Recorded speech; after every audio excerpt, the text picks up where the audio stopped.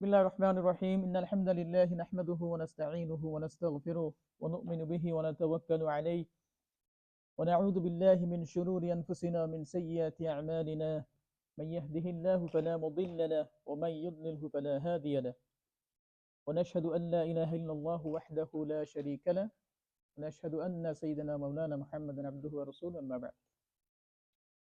Hadith number 15, الحديث الخامس عشرة, narrated by Abu Hurairah radiallahu ta'ala. He said, Anna Rasulullah sallallahu alaihi wasallam, all Prophet said, Man kana yu'minu billahi wal yawmil akhiri falyaqul khayra. Whoever believes in Allah subhanahu wa ta'ala, wal yawmil akhir, and in the last day, i.e. day of judgment, falyaqul khayra, let him speak good. Aw liyasmut, or let him be quiet. وَمَنْ كَانَ يُؤْمِنُ بِاللَّهِ وَالْيَوْمِ الْآخِرِ فَلْيُكْرِمْ جَارَهُ. And the one, whoever believes in Allah and the last day, فَلْيُكْرِمْ جَارَهُ, let him honor his neighbors. وَمَنْ كَانَ يُؤْمِنُ بِاللَّهِ وَالْيَوْمِ الْآخِرِ فَلْيُكْرِمْ ضَيْفَهُ. And whoever believes in Allah and the last day, let him honor his guest. Three things. What are the three things? That if you believe in Allah and if you believe in the last day, then you should speak good or remain silent. And second one is, you should honor your neighbor. And the third one is, you should honor your daifa, means your guest. What does it mean? Does it mean if you don't speak good, or if you do not honor your neighbor and guest, then you are a non-Muslim? Ibrahim, you understand the question? It says here, look at the hadith. It says that whoever believes in the last day and Allah subhanahu wa ta'ala, then he should speak good or remain silent, or he should honor his neighbor, and he should honor his guest. Does it mean if you don't do those three things, you are not Muslim? What does it mean then? It doesn't mean you're going to be non-Muslim. Even though it says whoever believes, sounds like if you don't speak good and if you don't honor your neighbors and guests, then you become a non-Muslim. Actually, that's not the meaning of the hadith. It means your iman is not completed. You don't have a complete iman. You have iman, but your iman is not on a good level. So if you want to complete your iman, then you do these three things. With the other things as well, but these are very important part of our iman. So let's break it down and try to explain a bit more. The first thing Prophet said, Man kana yu'minu billahi wal yawmil akhir falyaqul khayran aw liyasmut. Whoever believes in Allah subhanahu wa ta'ala and in the last day, let him speak good, or if you can't speak good, then what should he do? Remain silent. Subhanallah. Why? Because Allah subhanahu wa ta'ala says in the Quran, Ma yalfidhu min qawlin illa ladayhi raqibun atid. That no one utters a word except an observer is recording. What does it mean? It's a verse of the Quran, Surah Al-Qaf. It means when you say a word, it's been recorded in your book of deeds. So you need to be very careful, because the words could be very dangerous. Sometimes, because of words, people are laughing, joking, saying something in jokes and not taking it seriously. But because of the word, sometimes the word takes you out of the Islam. You become a non-Muslim. This is very important that you think before you say something. Like Imam Shafi'i rahimahullah, he explained this hadith. This hadith, man kana yu'minu billahi wal yawmil akhir falyaqul khayran aw liyasmut. He said it means a person should think before he says something. So you see, the most people will go to Jahannam because of the tongue. The Prophet said to Muaz radhiyallahu anhu, he was giving advice to Muaz radhiyallahu anhu, he said, he gave a long list of advices, but the last one he said that be careful, because he said to control his, Prophet told him to control his tongue, and Muaz radhiyallahu anhu he was a bit like shocked. It's the beginning of Islam. So Muaz radhiyallahu anhu said, Ya Rasulullah, are people going to go to Jahannam because of what they say? Are people going to Jahannam because of what they said? The Prophet said, there's nothing there which will take people to Jahannam more than the tongue. Because most of the time, we spend most of our time in talking, isn't it? Like for example, you, mashallah, you youngsters, you love talking. Even in lesson, mashallah, Ustadh is teaching and you're talking, you can't control yourself, because this is a temptation. People love talking. They go to club, they go to pub. For what? For talking and chilling out, isn't it? Even in mosque, mashallah, when people come to mosque to pray, they talk. Sometimes you're praying sunnah here, and you can see people from the back are talking loud, and they don't care if the other person is getting distracted or not. So this is why excessive talking is not good. The Prophet ﷺ said, when a person he wakes up from sleep, this is hadith. The Prophet said, when a person wakes up from sleep, then all the parts of the body, he says to the tongue that be good, because our khair, our goodness it depends on you. I.e., if you say something good, we'll follow you. Do you understand? And Prophet said that in hadith in Sahih Bukhari and Muslim, a person he says something and he took it lightly. He didn't he thought it's just a light thing he said. And because of this, Allah will throw him into Jahannam further than the distance of the earth and the sky. You understand? The Prophet said, if you can give me guarantee of two things, I will give you the guarantee of Jannah. And the Prophet said, if you can give me the guarantee of your tongue and your private part, then I can give you the guarantee of the Jannah. You understand? This is the hadith. One of the scholars, what he said? Somebody asked him, why are you always quiet and silent? You don't talk a lot. He said, every time I said something, I regretted for the words. Sorry, no, not every time. He said that I never ever regretted for being silent, but I regretted for saying something.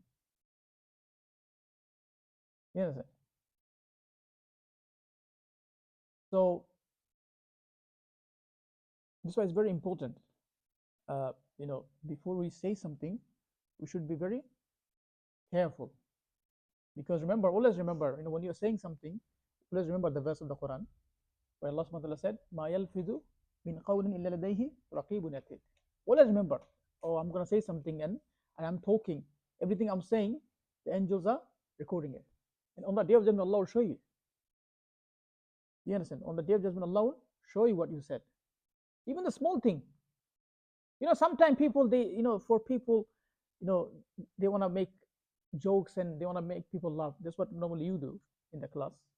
You try to be the most famous stand-up comedian in the class, even though you can't stand up in the class because Ustad is here.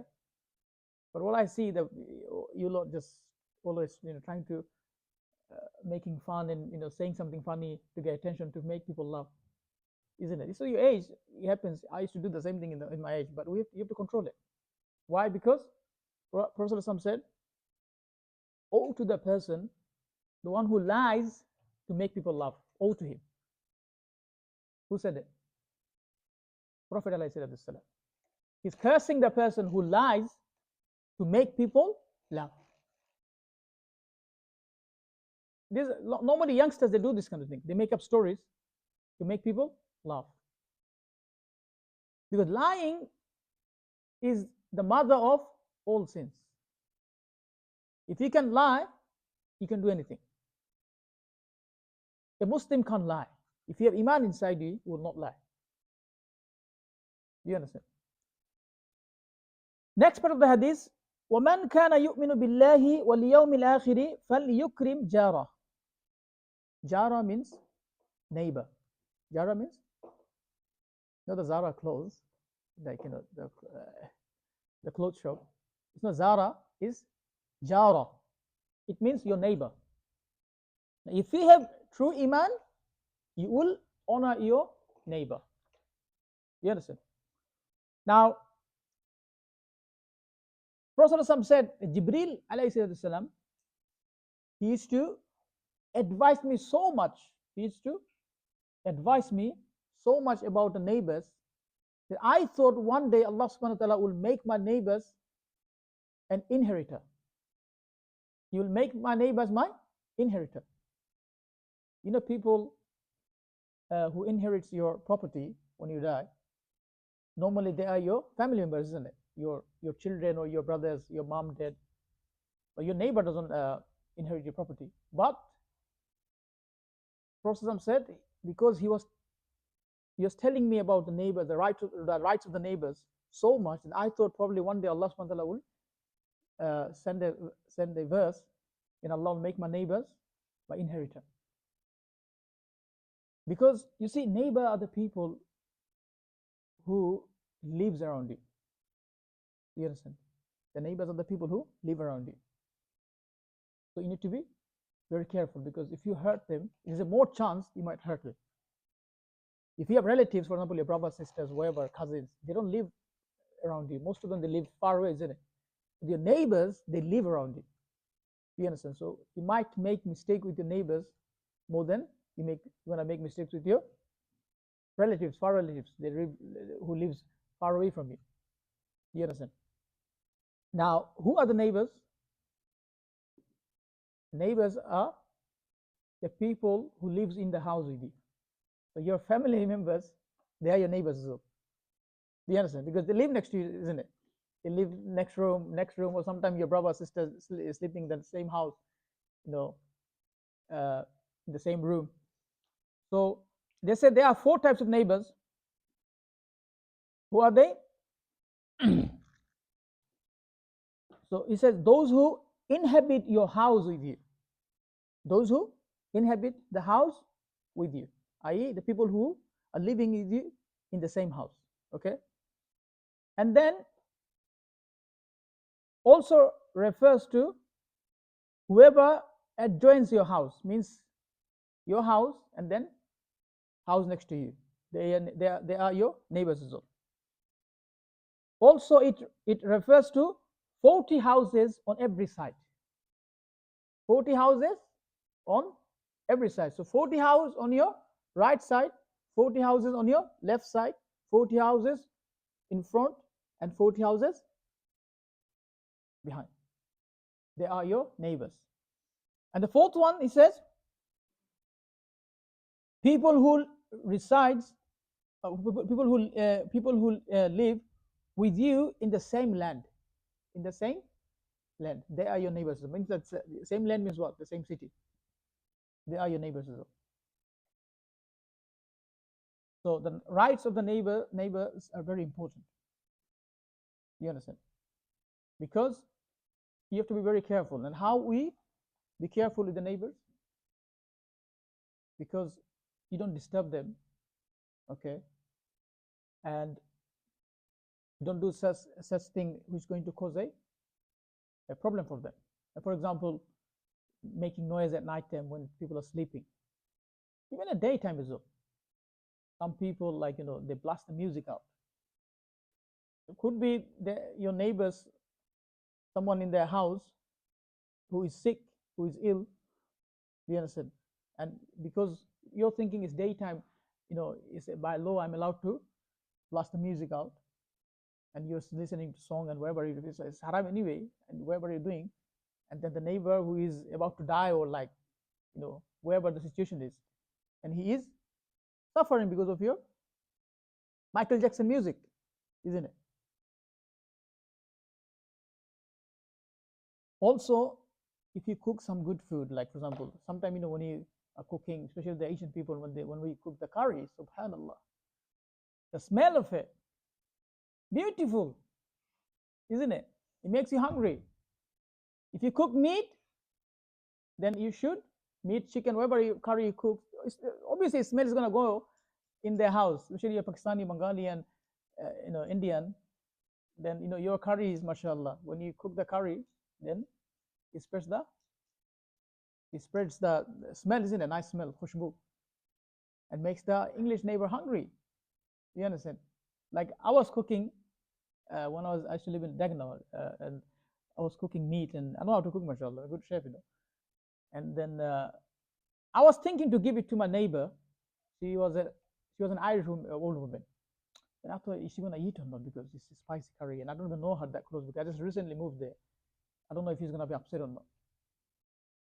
But one day I was going to mosque.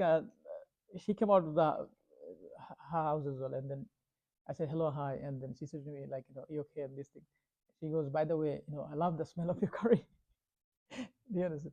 Then I thought, no, that means I need to give her then. Then every time I was cooking, I made sure that I gave her a portion of the meat. Do you understand? So this is how you be nice to your neighbors. Like give them, if you cook something good, then give them some food. Or for example, during iftar, during Ramadan, if you cook an iftar or like samosa and whatever you cook, make sure you give a portion to the neighbors. In that way, it's kind of giving dawah, isn't it? That this Ramadan we fast, we have iftar, and we have suhoor. If it's Eid day, send some gift to your neighbors. Doesn't matter if they're Muslim or non-Muslim. Send them some gifts. Remind them. It's a kind of reminding for them, isn't it? Like we do Eid as well. Like we Muslims are not, our religion is not boring. We have celebrations and stuff in our religion.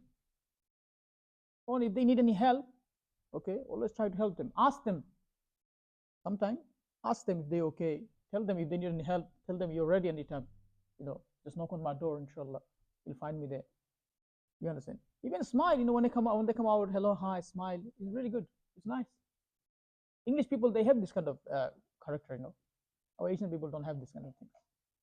We're a bit shy. It's not like we are rude, but we're shy to say this kind of thing. Hello, how are you? Good morning and good night. You see the English people, even though they don't have the iman, I don't know, probably most of the time, if they mean it or not, I don't know, but you're always smiling. Hello, how are you? Morning, evening. You understand? So this is how you can be nice to your neighbor. It shows that you have a complete iman. Wallah, if you have iman, you truly care about people. It's a sign of your iman. And the last one, it says, وَمَنْ كَانَ يُؤْمِنُ بِاللَّهِ وَالْيَوْمِ الْآخِرِ فَلْيُكْرِمْ ضَيْفَهُ. Whoever believes in Allah and the last day, فَلْيُكْرِمْ ضَيْفَهُ, then let him honor his guest. Our guest is a blessing of Allah subhanahu wa ta'ala. When guest comes to your house, they bring happiness in your house, isn't it? For example, how do you feel when your cousin comes to your house, when your whoever it is, any guest comes to your house? How do you feel? The environment changes in the houses and everyone is happy. The mood changes, isn't it? It's a blessing of Allah subhanahu wa ta'ala. You need to behave yourself. Hello, you need to behave yourself. Just because I'm on the camera doesn't mean I'm not going to tell you. I might move the camera and show the world, like, what you're doing here. You know, behave yourself. So neighbors are, sorry, the guests are blessing of Allah. We should not be uh, unhappy when we see the guests. Oh, they're here now. Now I have to sleep on the floor. There's no space in the house. I have to eat dinner with these strangers. No, no, Allah, you shouldn't be thinking like this. If guest comes, be happy. You understand? Ibrahim alayhi salam, when the angel came to destroy the Qawm Lut, and they came in the form of human being. And as soon as Ibrahim salam saw them, and he said to his wife to roast a lamb, because that was his habit. Allah mentioned this in the Quran. Allah is teaching us how you should treat your guest. And one of the scholars, he said, it is wajib for a person to host the guest at least one day. At least one day. You understand? I.e., if any guest comes to your house, then it becomes wajib on you to treat him good, to let him stay in your house, to feed him. You understand? It becomes wajib on you. Otherwise, if you don't do the wajib, what happens to you? You'll be sinful, isn't it? We should be happy when a guest comes to your house. Don't be unhappy. We should cook food for them. We should welcome them. You know, give them a VIP treatment. Make them feel like they're in a 5-star hotel. You understand? That's why you know when you go to an Arab house, you know what they say? Ahlan, sahlan. What does it mean? Ahlan, sahlan. Ahl means family. Ahlan means, you know, be like our family. So don't be shy. Don't think like, you know, we are someone else. Think like it's your family. That's what sahlan. Sahlan means ease, like be comfortable. You understand? So you have to make sure you make your guest feel what? Welcomed. Make sure he feels happy. He make sure he feels like he's a VIP person. Do you understand? Because your guest is your honor. Never show any attitude or even the face that you're not happy they're here, because it is very rude. Allah is very rude, and it's not a sign of a good believer. That's what Rasul said. If you're not completely iman, then make sure you treat your guest well. May Allah subhanahu wa ta'ala give us tawfiq, inshallah. May Allah give us tawfiq to stay away from saying things which is not appropriate. May Allah give us tawfiq to treat our neighbors and our guests in the best of way. Amin. Wa akhiru da'wana alhamdulillahi rabbil alamin. Assalamu alaikum wa rahmatullahi wa barakatuh.